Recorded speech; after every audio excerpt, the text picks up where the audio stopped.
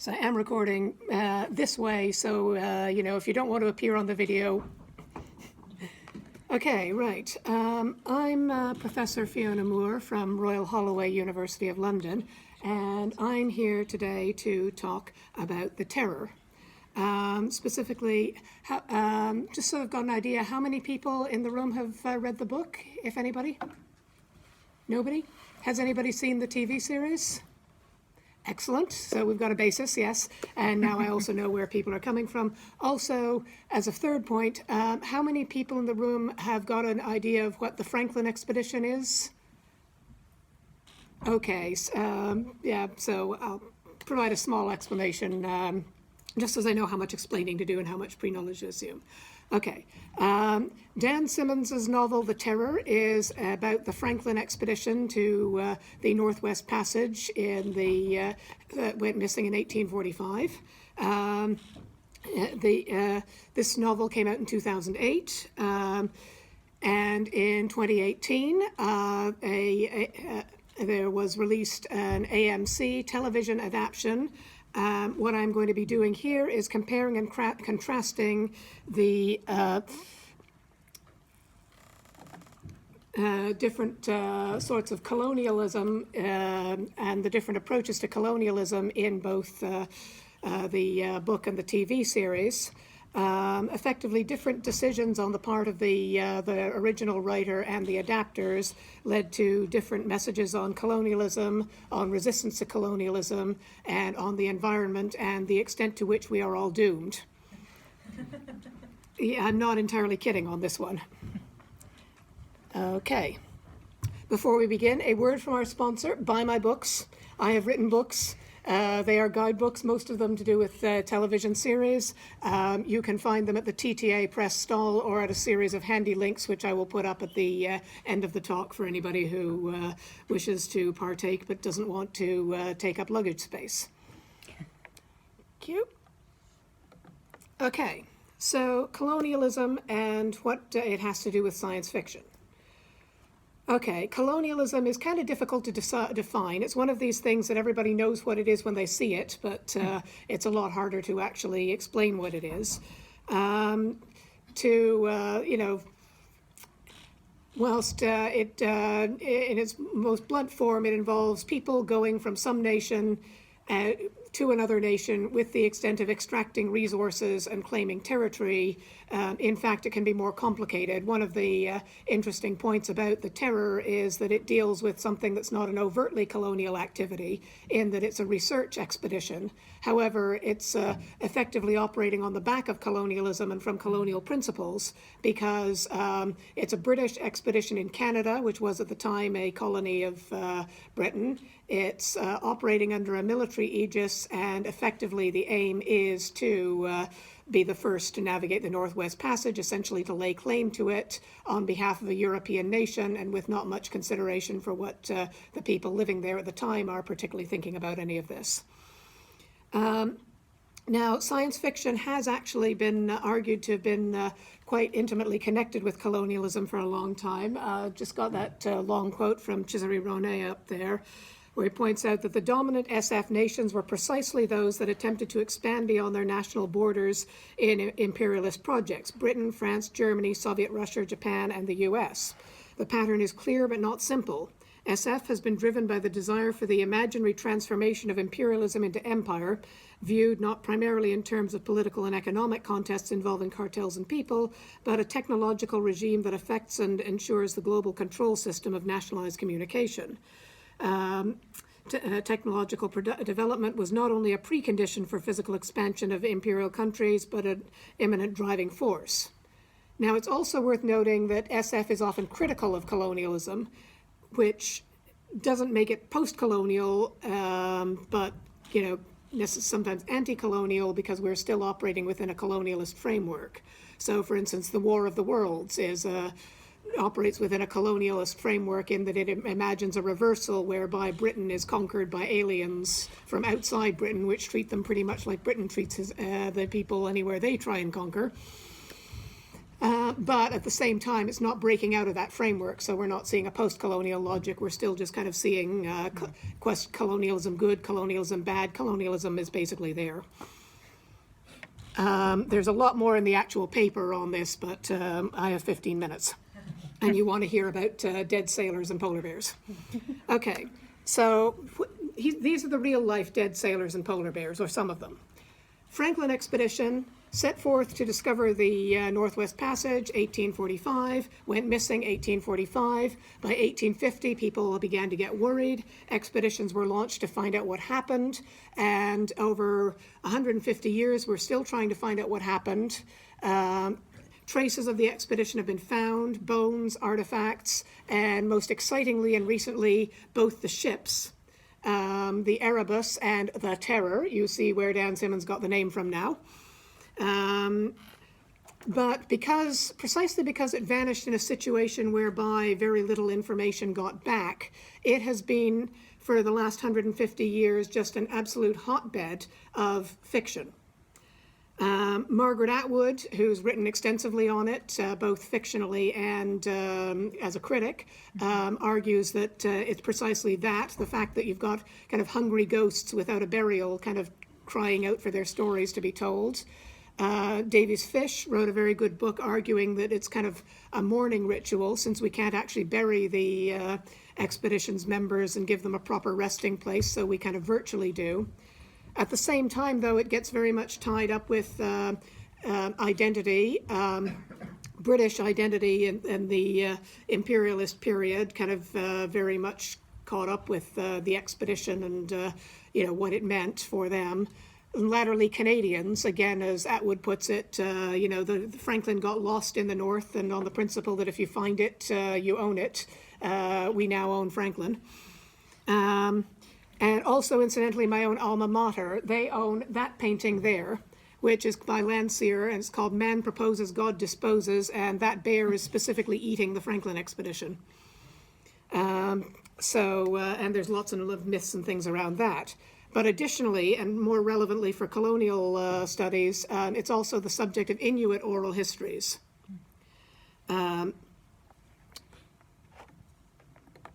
So within the novel effectively imagines the expedition as trapped in the ice, and what happens is that as they send out expeditions to try and scout out how they can get out of the ice, whether there's game, that sort of thing. One expedition is attacked by a creature, and in attempting to kill the creature, they find that they've shot an Inuit shaman. Who lives long enough to get back to the boat and gasp and die, accompanied by a woman who is, as it happens, his daughter. But we don't find out about this because the Inuit are literally voiceless for 2/3 of the book. Both the shaman and his daughter are missing their tongues. And also in the book, and actually kind of counter to history, none of the British people actually speak Inuktitut. So basically, the man dies, the beast terrorizes the expedition, picking off member after member, and the daughter hangs around the boat pretty much saying nothing, and everybody calls her Lady Silence, though we later find out her name is actually Silna. In the final third of the book, which is when Crozier, the last survivor of the expedition, is found dying by Silna. She takes him in, she cures him, she marries him, and he becomes a shaman, losing his tongue in the process himself. We learn that the creature is a Tunbak, an Inuit spirit, and the Inuit effectively kind of, in the book, the Inuit have developed a way of living in balance with it through these voiceless shamans. Crozier accepts this and becomes part of the balance of nature. More on this later. Now, within the ship, we also, of course, have the breakdown of order on board ship, with a crucial scene being they call the Mask of the Red Death scene, where effectively the sailors all kind of enact a huge party themed on Mask of the Red Death, get drunk, mock Franklin, mock the Tunbak, and generally get murdered for their pains. The novel within the Colonizers sets up a contrast between Cornelius Hickey, who's one of the naval ratings, who is basically a wrong un, who kind of seduces, schemes, prays, and charms his way to the top of the social order as things break down. So he's kind of nasty colonialism.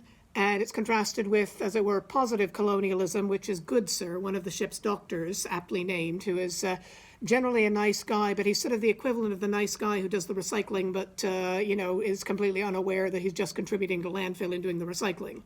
He tries to make sure everything works out. He tries to get everybody getting along. And at the end of the day, when there's nothing else for it, Hickey has taken over the expedition and is steadily eating his way through the surviving members.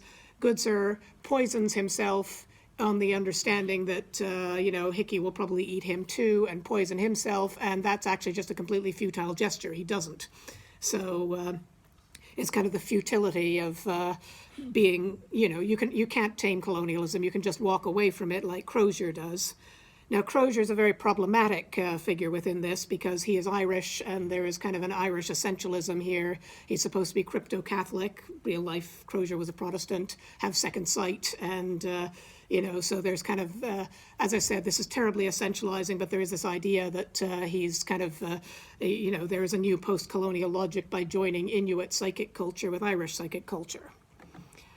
And obviously, this is all a huge metaphor for humans versus the environment, with the colonizers attempting to kill the toonback and not succeeding. That's an idea of what the toonback looks like in the book. TV series, speeding along here, took a slightly different approach because they had Netzilisk advisors and actors, and also because they're telling the story not from a limited third-person perspective, but from an omniscient perspective, and also because a modern television audience would not sit back and let the Inuit be voiceless for 2/3 of the book before the big reversal. Thanks to subtitles, the Inuit are voiced throughout the TV series. But the plot with the toonback is somewhat more tragic. The Inuit aren't living in balance with it. They are controlling it too. When the death of the shaman unleashes it, it's as catastrophic for the Inuit as for the British. I'll get back to Silna's relationship with Crozier in a minute.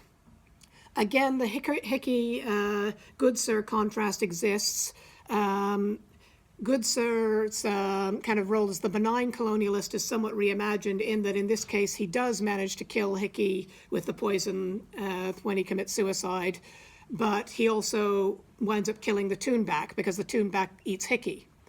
So effectively the lesson is that, again, you can try and work within the system, but at the end of the day, you are as destructive to the environment by being a good little person within the system as you are being a bad person within the system. The Mask of the Red Desk sequence is somewhat reframed. It's not, it's a celebration on the ice, but the destruction is kind of intercolonizer destruction in that the ship's surgeon, Stanley, attempts an elaborate murder-suicide by setting himself alight in the middle of the tents. Okay, finally, humans versus the environment. The death of the toonback in the TV series changes everything. As I said, it's literally poisoned by colonialism.